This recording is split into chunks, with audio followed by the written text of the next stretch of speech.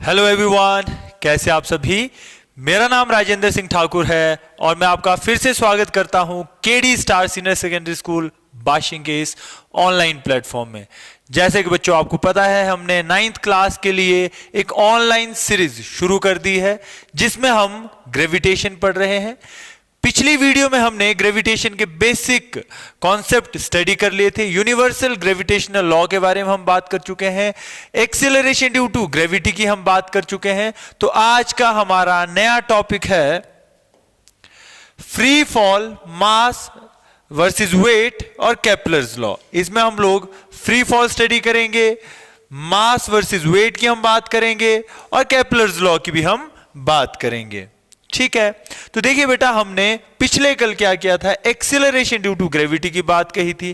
पहली बात तो हमारे पास जो यूनिवर्सल ग्रेविटेशनल लॉ था वो क्या बोलता था, जितने भी मास ऑब्जेक्ट है इस यूनिवर्स में वो क्या करते हैं, वो एक दूसरे को अट्रैक्ट करते हैं। क्या करते हैं बेटा, अट्रैक्ट करते हैं। किस फोर्स से, वो इस फोर्स से, G m1 m2 by r square, इस फोर्स से अट्रैक्ट करते हैं। यह हमें पता चल गया था।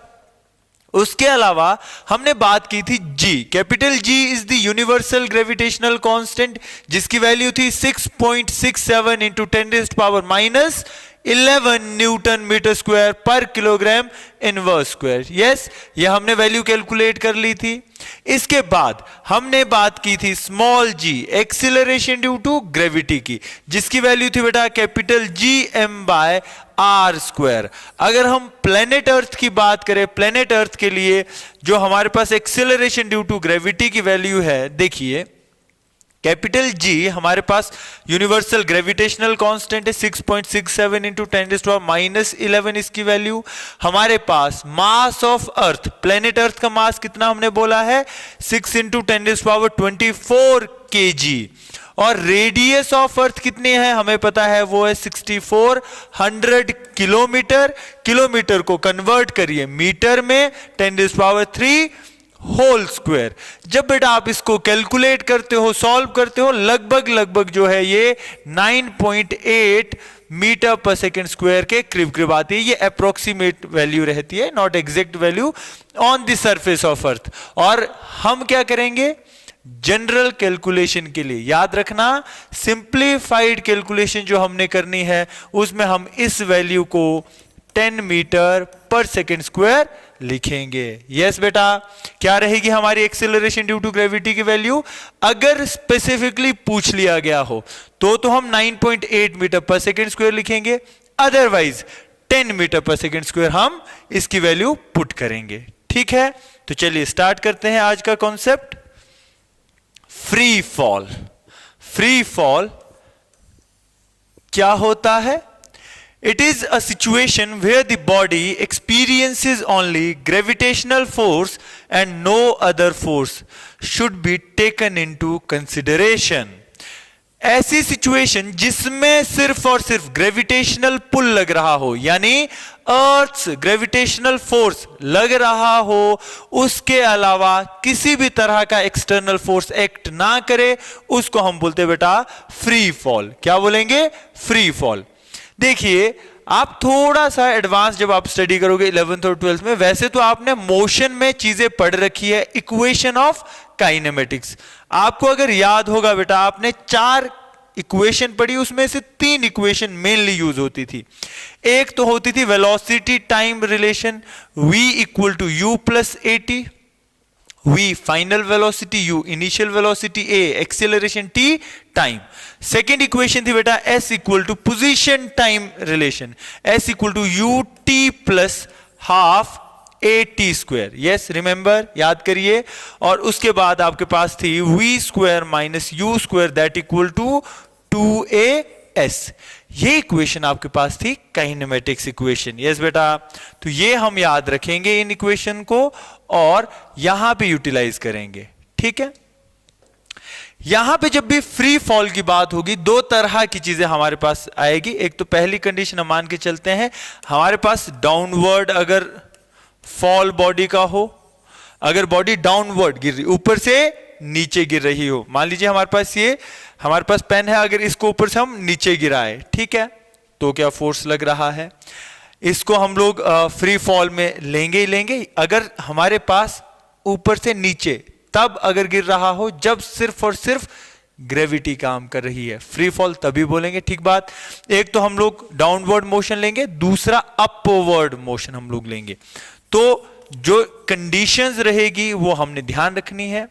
इसमें हमारे पास डाउनवर्ड में क्या हो रहा है बेटा, ऑब्वियसली फॉल हो रहा है, नीचे को इसका फॉल हो रहा है, और क्या हम इसको रिलीज कर रहे हैं, या तो हम इसको क्या कर रहे हैं, रिलीज कर रहे हैं।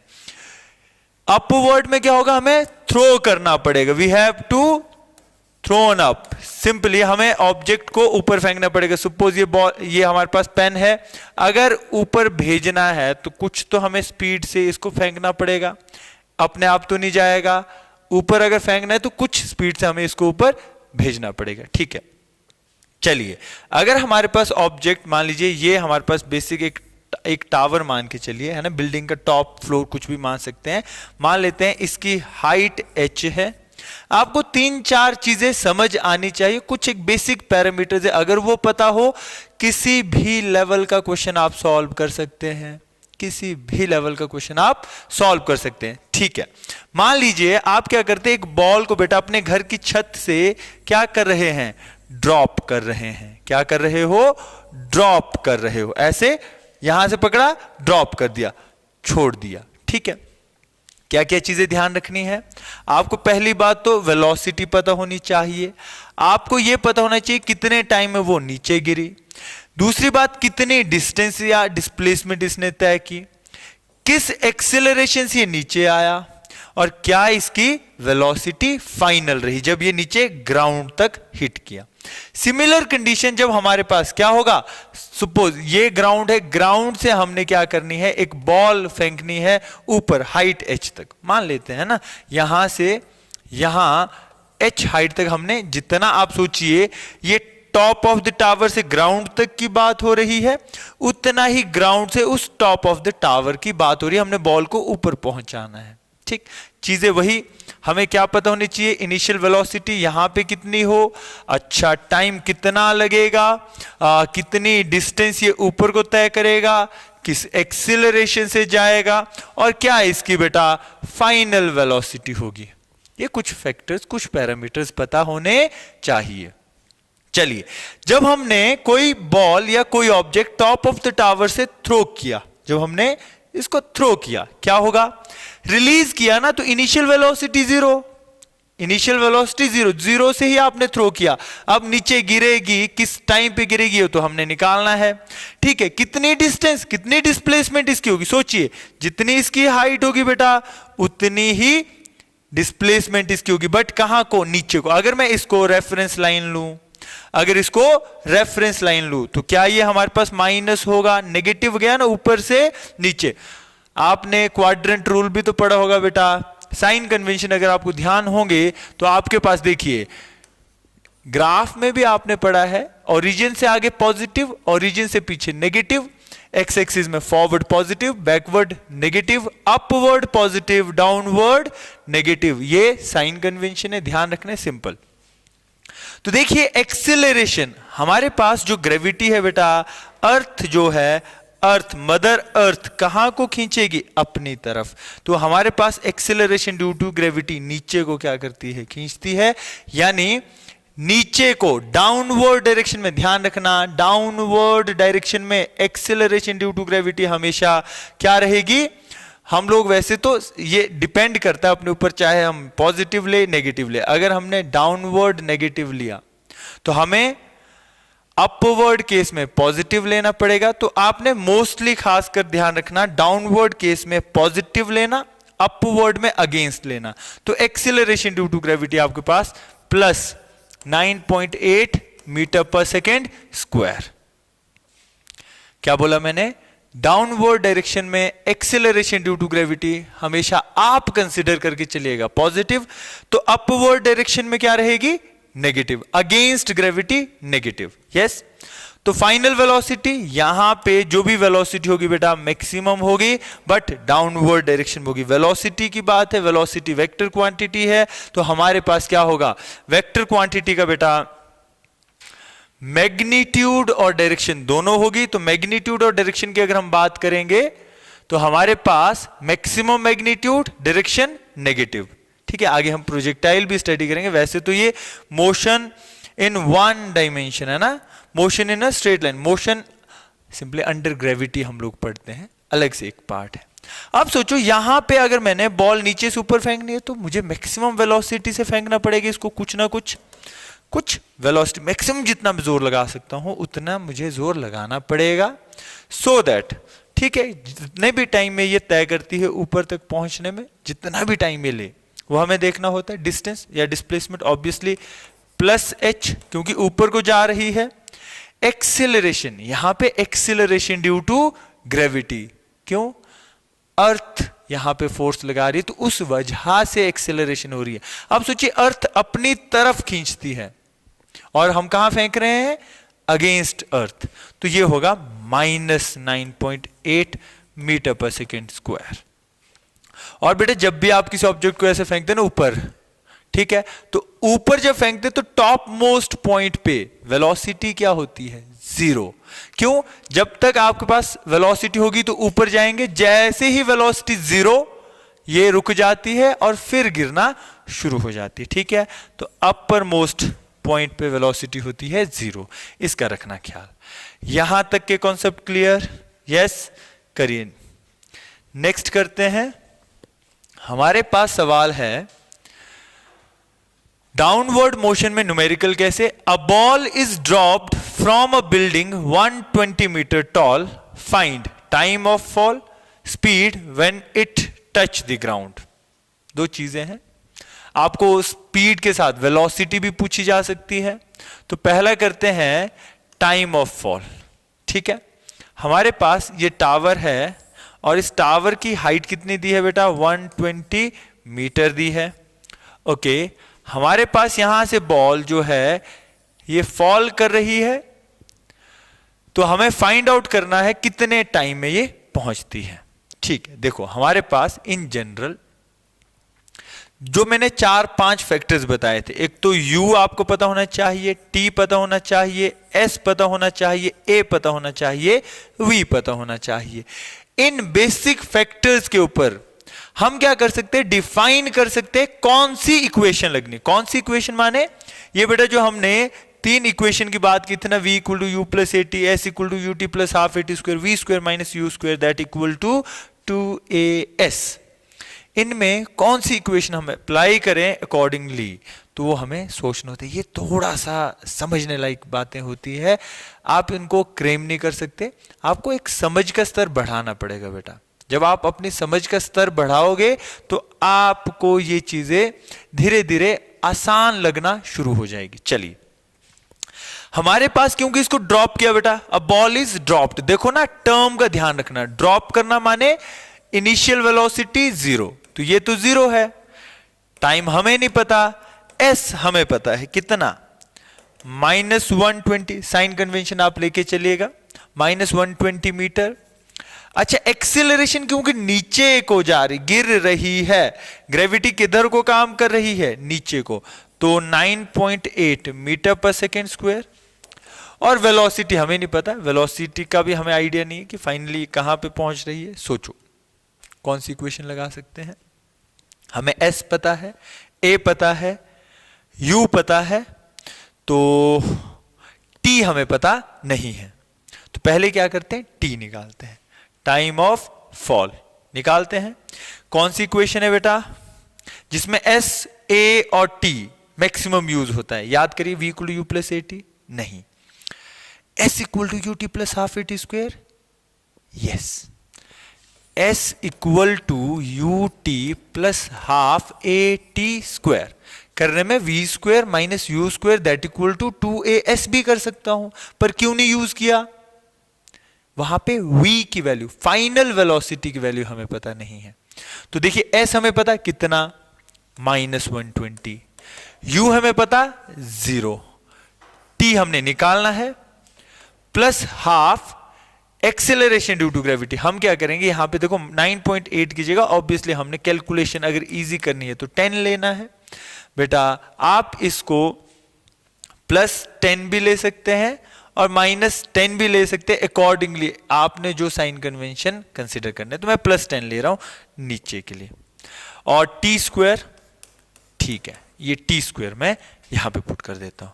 क्या मेरे पास ये इक्वेशन 120 दैट इक्वल टू, आप सोचिए ये 5t स्क्वायर आया तो आपके पास माइनस, यानी माइनस 120 मीन्स अगर आप मैग्नीट्यूड में ले तो हम माइनस को भी प्लस लिख सकते हैं, वैसे minus 120 over 5 that is T square. तो हमारे पास 5 2s are 10, हमारे पास 2 रहा, कितना बेटा 5 4s are 20, तो हमारे पास T square is minus 24, so T is under root of minus 24, minus बाहर ले लीजिए 24। इन जनरल अगर टाइम लेते हैं तो बेटा टाइम नेगेटिव में नहीं होता, टाइम पॉजिटिव में ही होता है, इसका ख्याल रखना है। तो अगर हम करना चाहे तो हम इसी टर्म को क्या कर सकते हैं, पॉजिटिव में ले सकते हैं, मैग्नीट्यूड में ले सकते हैं। उसके लिए अगर आप चाहो करना तो आप एक्सेलरेशन ड्यू टू ग्रेविटी को माइनस में भी ले सकते हो, यानी साइन कन्वेंशन अगर आपने सेम अगर लेना है, अगर रेफरेंस फ्रेम अगर आप ये ले रहे हो और नीचे को आप सारी चीजें क्या कर रहे हो, नेगेटिव ले रहे हैं, तो एक्सेलरेशन ड्यू टू ग्रेविटी, ये देखो मैंने आपको पहले भी बोला कंसिडरेशन का केस है, आप साइन कन्वेंशन लेना क्या चाह रहे हो, ठीक है। तो अगर नीचे को आप नेगेटिव लेना चाह रहे हो तो नेगेटिव ले सकते हैं in order to simplify the calculation. तो देखो अगर आप माइनस ले रहे हो तो ये भी माइनस होगा, ये भी माइनस माइनस माइनस प्लस होगा। तो इन जनरल हमारे पास टी स्क्वायर बचा 24 के बराबर और टी बचा अंडर रूट ऑफ 24। क्या मैं इसको ऐसे लिख सकता हूं, 2 इंटू 2 इंटू 6, क्या हमारे पास ये 2 रूट 6 के बराबर आया, सभी का आया, कैलकुलेट करना है बेटा सबने साथ साथ में। तो हमारे पास टाइम तो लग गया कितना, 2 रूट 6 सेकेंड। और साथ में अब हमें कैलकुलेट करना है speed when it touch the ground, ठीक है। प्लस माइनस हमने नहीं देखना, हमें मैग्नीट्यूड देखना है कि जब ये बॉल यहां पे पहुंची, ग्राउंड पे पहुंची, तो किस स्पीड से ये हिट करेगी। हमारे पास t आ गया, v निकालना है, u हमें पता है, a हमें पता है, कैलकुलेट कर सकते हैं v equal to u plus a t. v तो बेटा निकालना है हमने, u हमारे पास 0 है, एक्सेलरेशन हमारे पास कितना है बेटा -10 है और t हमारे पास 2 रूट 6 है, यस और नो। तो कैलकुलेट कर सकते हैं, आपके पास 10 2s are 20, तो v is minus of 20 root 6 metre पर सेकेंड। तो आपके पास नेगेटिव साइन रिप्रेजेंट कर रहा है डायरेक्शन को, और अगर आपको ये बोल दिया जाए तो ये कंप्लीटली क्या चीज है, ये कंप्लीटली है वेलोसिटी। और अगर पूछ लिया जाए स्पीड, जो हमें पूछा गया है, तो स्पीड है फिर 20 रूट 6 मीटर पर सेकेंड। यस, इस तरीके से बेटा हम इसको सॉल्व करेंगे। तो देखिए कैलकुलेशन, कंफ्यूज नहीं होना है। ये जो -10 लिया है ये साइन कन्वेंशन ही हमने कंसीडर किया है। एक्सेलरेशन ड्यू टू ग्रेविटी को डाउनवर्ड डायरेक्शन में हम नेगेटिव लेके चल रहे हैं यहां, for the sake of calculation, simply for the sake of understanding, ताकि इजी हमारे पास ये कैलकुलेशन हो। यस, करें नेक्स्ट। तो देखिए बेटा इस क्वेश्चन में हमारे पास क्या गिवन है, हमारे पास गिवन है कोई ऑब्जेक्ट है जो 25 मीटर पर सेकंड की स्पीड से हम ऊपर फेंक रहे हैं। तो मान लेते हैं हमारे पास ये ग्राउंड है बेटा, और यहां पे बॉल हमारे पास है, इस बॉल को हमने ऊपर फेंकना है 25 मीटर पर सेकंड की स्पीड से। तो हमें एक चीज तो कंफर्म हो गई, यहां पे बॉल की मैक्सिमम स्पीड कितनी है, 25 मीटर पर सेकंड। इससे ऊपर अगर बॉल जाएगी तो स्पीड कम होती जाएगी। क्यों होगी सर कम? इसलिए होगी क्योंकि acceleration due to gravity work कर रही है। ठीक है, जैसे जैसे बॉल ऊपर जाती जाएगी एक्सेलरेशन ड्यू टू ग्रेविटी इसको खींचती जाएगी, अपोज करती जाएगी। ठीक है, तो एक्सेलरेशन और वेलोसिटी अगर दोनों ऑपोजिट डायरेक्शन में हो, सपोज वेलोसिटी की डायरेक्शन ये है, एक्सेलरेशन की डायरेक्शन ये है, तो बेटा स्पीड कम होती है। वेलोसिटी की स्पीड भी यही है, एक्सेलरेशन की स्पीड भी यही है, तो स्पीड बढ़ती है। ये हमारे पास कुछ कॉन्सेप्ट है जो मोशन से हमने सीखे हैं, जिसमें डायरेक्शन, एक्सेलरेशन और वेलोसिटी की अगर सेम हो, वेलोसिटी बढ़ेगी, डायरेक्शन अगेंस्ट हो एक दूसरे के, तो स्पीड कम होगी। ये चीजें ध्यान रखना। तो हमारे पास एक लेवल पे ये जाएगी, जैसे ऊपर जा रहा, एक लेवल पे क्या होगा, इसकी स्पीड जीरो हो जाएगी। पत्थर ऊपर फेंका, एक लेवल पे स्पीड जीरो। ठीक है, वो हमने देखने की हाइट कितनी होगी, किस हाइट तक ये पहुंचेगा। उसके बाद सेकंड केस है कि भाई कितना टाइम लगेगा यहां से ऊपर और वापस यहीं आने में। ठीक है सर, बेसिक फैक्टर्स तो वही, u निकाल लीजिए, t निकाल लीजिए, s निकाल लीजिए, a निकाल दीजिए और v निकाल दीजिए, फाइनल वेलोसिटी। u सर हमें पता है +25 मीटर पर सेकेंड गिवन है, अपवर्ड डायरेक्शन में। टाइम हमें पता नहीं है, डिस्टेंस हमें निकालना है, एक्सेलरेशन हमें पता है, ऊपर को जा रही है।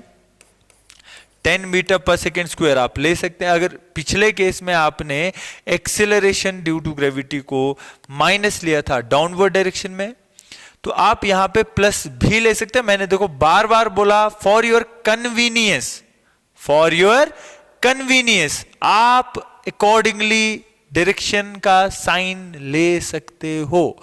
आप यहां पे प्लस और माइनस ले सकते हैं आपके सवाल के अकॉर्डिंग। तो मैंने यही बताया, अगर आपने माइनस लिया तो पूरे क्वेश्चन में, पूरी कैलकुलेशन में माइनस ही लेना। अगर आपने प्लस लिया तो पूरी कैलकुलेशन में प्लस ही लेना, इसका रखना है ख्याल। ऐसा नहीं कि पहले स्टेप में माइनस लिए तो अगले स्टेप में प्लस लेते हो। ठीक, चलिए फाइनल वेलोसिटी हमें पता है, टॉप मोस्ट पॉइंट पे पहुंचेगी तो जीरो। ठीक है सर, यहां पे मुझे क्या पता है, मुझे u पता है, a पता है, v पता है। तो क्या मैं s equal to ut plus half e t square लगा सकता हूं? नहीं। क्या v equal to u plus a t लगा सकता हूं? नहीं। v u a t लगा सकता हूं, पर मुझे h निकालना है ना। क्या निकालना है? h, t नहीं निकालना है। अगर t निकालना तो ये जरूर लगाता। तो मेरे पास एक इक्वेशन बचती है, v square minus u square that equal to 2as। हमारे पास v square is obviously final velocity zero, zero square minus 2a is minus 10, s हमें निकालना है, h जो भी हमने मान के चलना है इसका।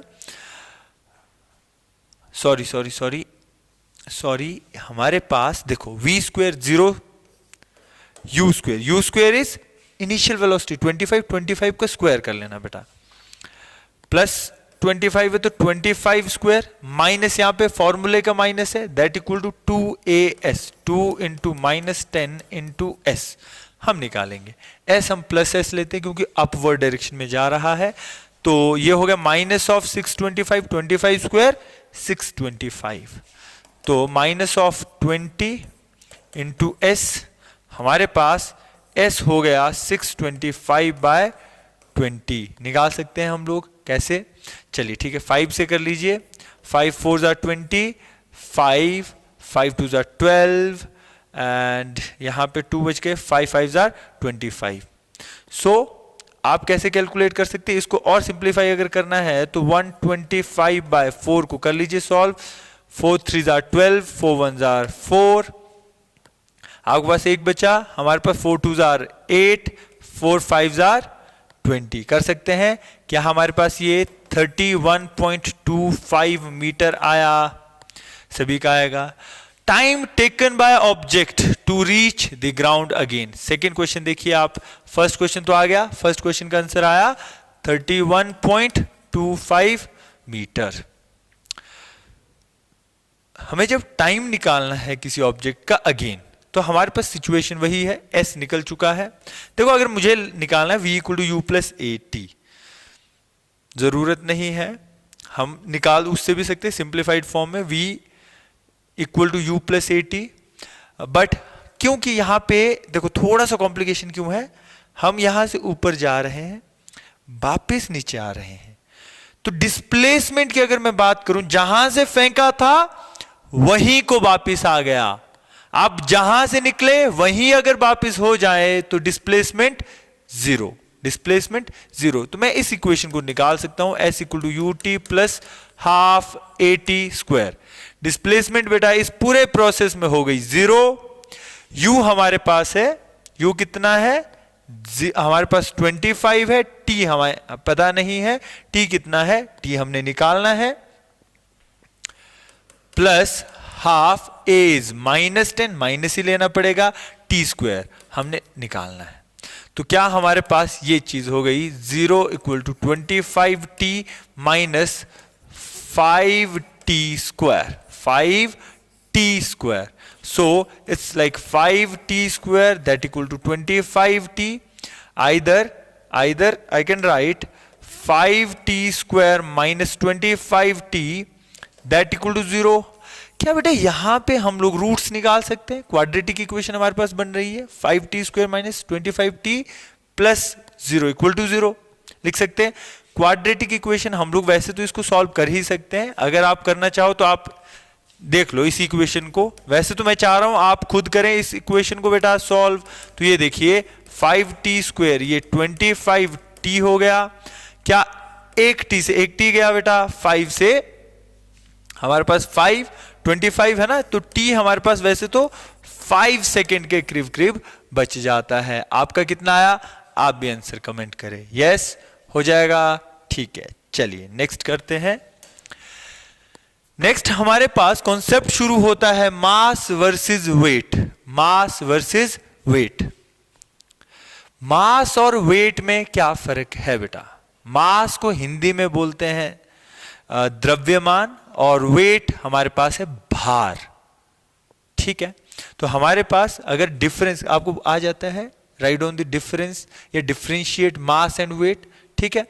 तो हमारे पास अगर मैं करना चाहूं तो मास और वेट में कैसे आप डिफरेंशिएट कर सकते हो? देखिए मास क्या होता है, mass is the simply content, जितना भी उसमें है, जितना कंटेंट, जितना मटेरियल, जितना मैटर किसी ऑब्जेक्ट में है, ठीक है। तो measure of the content, measure of the content present, content present in a body, किसी बॉडी में कितना कंटेंट प्रेजेंट है, ठीक है। यानी quantity of matter contained in a body, वो यहां पर भी अर्थ पे हम है तब भी वही है, मून पे जाएंगे तब भी वही है, वो चेंज नहीं होगा, ठीक है। जबकि वेट आपको पता है हाइट के साथ, डेप्थ के साथ, रोटेशन के साथ, शेप ऑफ अर्थ के साथ वेरी करती है, यानी डिक्रीज करती है सरफेस ऑफ अर्थ पे। मैक्सिमम वैल्यू इसकी हम लोग लेके चलते हैं। तो वेट हमारे पास क्या होगा बेटा, weight is simply the force exerted by earth on the object। तो उसी फोर्स को हमने वेट बोल दिया, ठीक है। इसकी यूनिट के मास किस में मेजर करते हैं आप? मास मेजर करते हैं बेटा किलोग्राम में, किस में? किलोग्राम में। जबकि वेट आप मेजर करते हैं न्यूटन में। अच्छा सर आपने एन स्मॉल क्यों लिखा? सिंबल एन है, कैपिटल एन सिंबल है, बट जब भी ध्यान रखना साइंटिस्ट नेम बेस्ड यूनिट होती है, फर्स्ट लेटर क्या होता है? स्मॉल। आप अगर बेटा इसी को ये लिखेंगे ना, और बहुत बच्चे गलती करते हैं, बहुत बच्चे गलती करते हैं, एन कैपिटल लिख देते हैं यूनिट के केस में, और ये गलत होता है, इसके मार्क्स नहीं मिलते हैं। आपको जब भी साइंटिस्ट नेम बेस्ड यूनिट लिखनी है, फर्स्ट जो लेटर रहेगा नेम का वो स्मॉल रहेगा, क्योंकि ये यूनिट है। नाउन अलग बात है, ठीक है, इंग्लिश में हम नहीं जाएंगे। हमारे पास जैसे एम्पियर है, किसकी यूनिट है बताएंगे आप? ये आपने मुझे कमेंट सेक्शन में बताना, एम्पियर किसकी यूनिट है आपके पास। और मैं एक दो एग्जांपल और कैसे ले सकता हूं, जैसे जूल है, JOULE, जूल है ना। और हमारे पास डाइन, ये भी हमारे पास किसकी यूनिट है बताना आपने मुझे। अर्ग हमारे पास है, ठीक। इस तरीके से बहुत सारी यूनिट्स है, पता करना, रिसर्च करना और बताना। और हमारे पास बहुत सारे एग्जाम्पल है, मैं नहीं दूंगा, आप क्या करिए इन पे काम करना। आपने इनका बताना मुझे, ये एम्पियर, जूल, डाइन और किस किस की यूनिट है। जैसे वॉट एक यूनिट मुझे याद आई, आप वॉट बताएं किसकी यूनिट है, ठीक है, ये भी बहुत बार पूछा जाता है। चलो ठीक है, हम टॉपिक से हटेंगे नहीं। हमेशा ध्यान रखना, साइंटिस्ट नेम बेस्ड कोई भी यूनिट हो, फर्स्ट लेटर स्मॉल। तो हमारे पास मास की यूनिट किलोग्राम, वेट की यूनिट न्यूटन, ये एसआई यूनिट है, ठीक है बेटा। इसकी वैल्यू फिक्स्ड रहती है, इसकी वैल्यू फिक्स्ड रहती है एवरीवेयर, इसकी वैल्यू वेरी करती है, ठीक है। वेट हमारे पास हमें पता है mg होता है और g वेरिएबल है, g वेरी कर सकता है, जरूरी नहीं है। मून पे भी वही वैल्यू, मून पे जैसे हम लोग, आपको पूछा भी जाता है कि अर्थ पे अगर बॉडी का वेट जो है मून पे जाके 1/6 क्यों होता है, उसी वेट का 1/6 क्यों होता है, आगे हम इसको डिस्कस करेंगे। तो हमारे पास वेट वेरी करता है, ये फिक्स नहीं है, ठीक है। मास कभी भी नेगेटिव नहीं हो सकता, मास कैन नेवर बी नेगेटिव, ना ये जीरो होगा, it is always positive, it is always positive, ये हमेशा पॉजिटिव रहेगा। वेट नेगेटिव भी हो सकता है, जीरो भी हो सकता है, पॉजिटिव भी हो सकता है। सर ये कैसे, वेटलेसनेस की कंडीशन हम पढ़ेंगे। दूसरी बात, ये क्योंकि वेक्टर क्वांटिटी है, because it is a vector quantity. Sir vector quantity क्या होती है?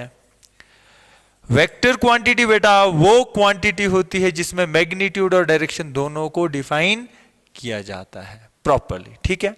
और मास हमारे पास एक स्केलर क्वांटिटी है, स्केलर क्वांटिटी में हम सिर्फ मैग्नीट्यूड की बात करते हैं, ठीक है। तो चलिए सवाल है, an object has mass 60 kg, find its weight on earth, weight on moon. तो पहला पार्ट करते हैं, वेट ऑन अर्थ। अच्छा, क्या हमें पता है weight on earth formula mg होता है? यस, मास हमारे पास गिवन है, मास कितना बेटा 60, और g की वैल्यू हम जनरली कितना लेंगे कैलकुलेशन के लिए? वैसे तो 9.8 ले सकते हैं, ठीक है, एग्जैक्ट वैल्यू तो 9.8 लेते हैं, फॉर कैलकुलेशन हम 6 ले लेते हैं, तो 600 न्यूटन। आपने क्या करना है, आपने ये काम करना है, आप मुझे बताएंगे 60 इंटू 9.8 इसका कितना आएगा, ठीक है, ये कमेंट सेक्शन में आपने डालना है, ठीक है बेटा। दूसरा सवाल है, वेट ऑन मून, क्या सेम रहेगा? नहीं सर, सेम क्यों नहीं रहेगा? क्योंकि ये मास नहीं, वेट की बात कर रहे हैं, और वेट में हमारे पास mg होता है, g की वैल्यू वेरी करती है, और मून पे एक्सिलरेशन ड्यू टू ग्रेविटी की वैल्यू अर्थ पे जो एक्सिलरेशन ड्यू टू ग्रेविटी है उसके 1/6 होती है, 1/6 होती है, ध्यान रहना है। तो हमारे पास जो वेट ऑन मून होगा वो रहेगा m into g on moon, ठीक।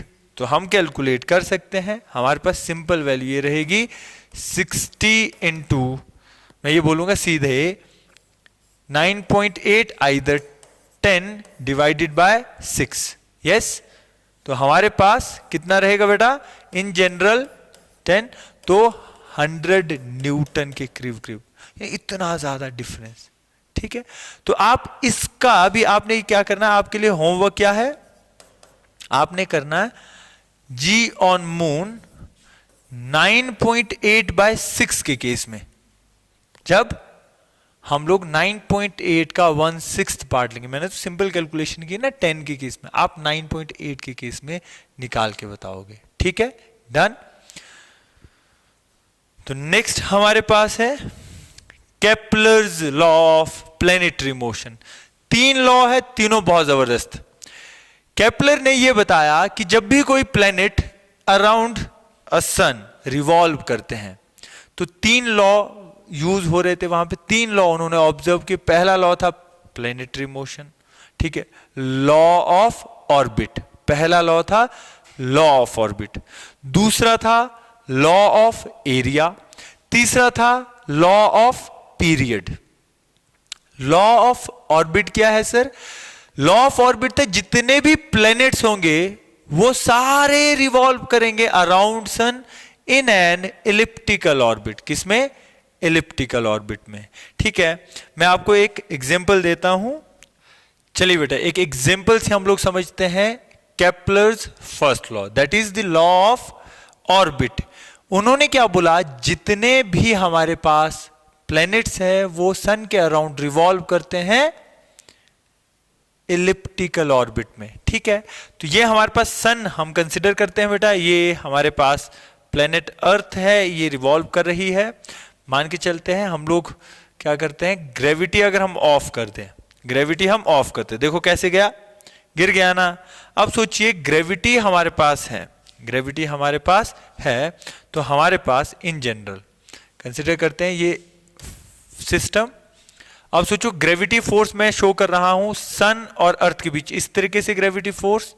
अगर मैं पाथ शो करूं तो देखो इस तरीके से ये पाथ डेवलप होना शुरू हो रहा है, देख सकते हैं आप, इस तरीके से पाथ डेवलप हो रहा है।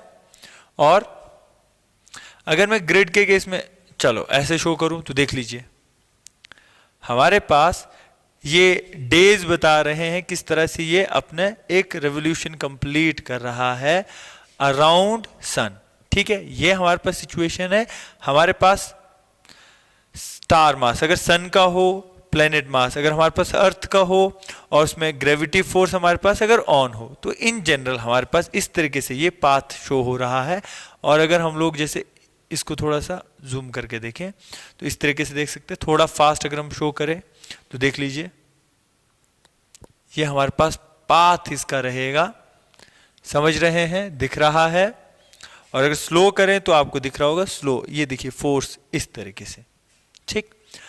अब अगर मेरे पास अगर मैं ये शो करता हूं सन, प्लेनेट अर्थ और मून, देखिए प्लेनेट अर्थ के अराउंड मून रिवॉल्व कर रही है, ठीक है।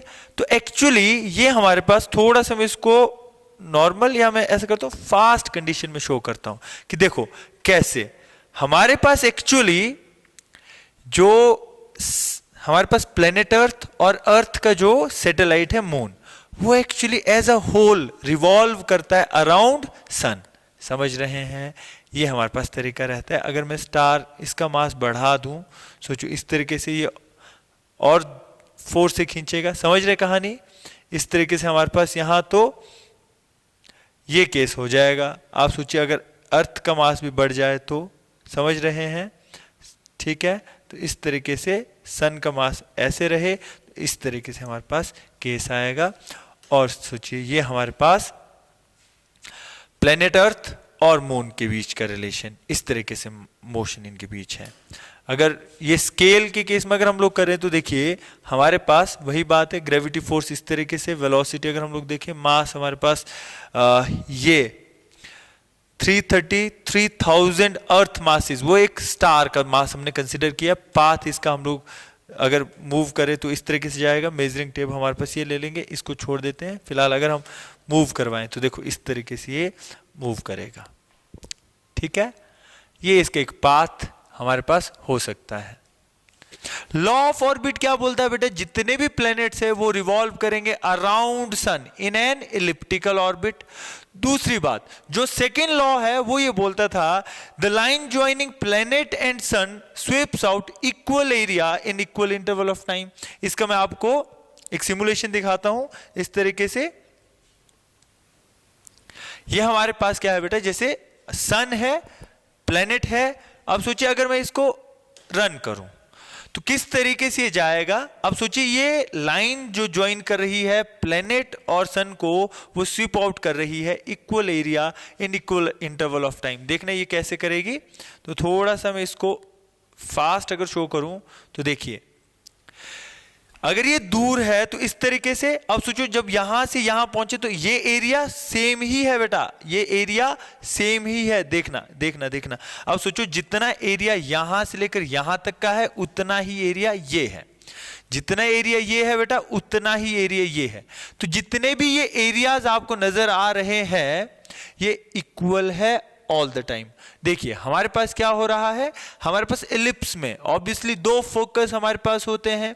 एक हमारे पास सिचुएशन होती है जब सबसे दूर हमारे पास प्लेनेट हो, जब हमारे पास सबसे नजदीक प्लेनेट हो। क्या होता है, जब सबसे नजदीक हमारे पास प्लेनेट होता है तो उसकी स्पीड फास्ट हो जाती है। जब वो दूर होता है फारदेस्ट पॉइंट पे, दो पॉइंट्स हमारे पास एफिलियन और पेरिहिलियन हमारे पास दो पॉइंट्स रहते हैं, जिनमें अगर ऑब्जेक्ट हो तो हमारे पास जब सबसे दूर हो तो ये क्या होता है, स्लो होता है, नजदीक हो तो फास्ट होता है। ये आपको नजर भी आ रहा होगा, यहां देखिए स्लो हो गया स्लो हो गया स्लो हो गया, फिर अब देखना स्पीड बढ़ती जाएगी बढ़ती जाएगी बढ़ती जाएगी और फास्ट होता है, ये गया। इस तरीके से हमारे पास ये सेकेंड लॉ है प्लेनेटरी मोशन का। तो बेटा थर्ड लॉ हमारे पास क्या है, केपलर्स थर्ड लॉ हमारे पास ये बोलता है law of period. The cube of the mean distance of a planet from the sun is proportional to the square of its orbital period और T square is proportional to R cube. हम इसको थोड़ा इस तरीके से भी समझ सकते हैं। ये हमारे पास एक इलिप्टिकल ऑर्बिट, एक इलिप्टिकल पाथ आप कंसिडर करें, यहां पे एक फोकस पे सन और हमारे पास इस तरीके से प्लेनेट जो है रिवॉल्व कर रहा है इस पाथ में। अगर आप इस तरीके से एक्सिस शो करें, ये मेजर एक्सिस ये माइनर एक्सिस, तो वैसे इस तरीके से भी आप जो टाइम पीरियड है, टाइम पीरियड क्या होता है, time taken to complete one revolution. एक कंप्लीट रेवोल्यूशन, एक कंप्लीट चक्कर करने में जितना टाइम लगता है टाइम पीरियड, तो square of time period is directly proportional to the cube of the semi major axis. ठीक है, तो ये हमारे पास थे केपलर्स लॉज। हमने 3 केपलर्स लॉ पढ़े, उससे पहले हमने फ्री फॉल के बारे में पढ़ा, वेट के बारे में पढ़ा, मास के बारे में पढ़ा और हमने जनरल क्वेश्चंस डिस्कस किए इनके ऊपर बेस्ड। तो आई होप आपको ये वीडियो समझ आ गई हो। अगर आपको बेटा चीजें समझ आ रही है तो आप अपने दोस्तों के साथ भी ये वीडियो शेयर करें, क्योंकि बहुत सारे बच्चे हैं जिनको अभी टर्म 2, ऑब्वियसली आपकी क्लास के बच्चे जिनको टर्म 2 की तैयारी करनी है उनको भी नीड है, तो kindly share this video with your friends also, तो हो सके किसी के काम आ जाए। ठीक है बेटा, तो मिलते हैं अगली वीडियो में, और अगली वीडियो में हम करेंगे क्लियरली न्यूमेरिकल्स, जो एनसीईआरटी बेस्ड होंगे, जो आपकी बुक में न्यूमेरिकल्स है वो सारे क्वेश्चन हम लोग करेंगे, और जो पॉसिबल क्वेश्चन है कि जो आ सकते हैं, जिस तरह के क्वेश्चन हमारे एग्जाम में आ सकते वो हम करेंगे। तो अगली वीडियो हम लोग बहुत जल्द, यानी हो सकता है कल और परसों में हम लोग शेयर कर दें आपके साथ, तो बने रहें और ये वीडियोस शेयर करें अपने दोस्तों के साथ। ठीक है बेटा, ऑल द बेस्ट।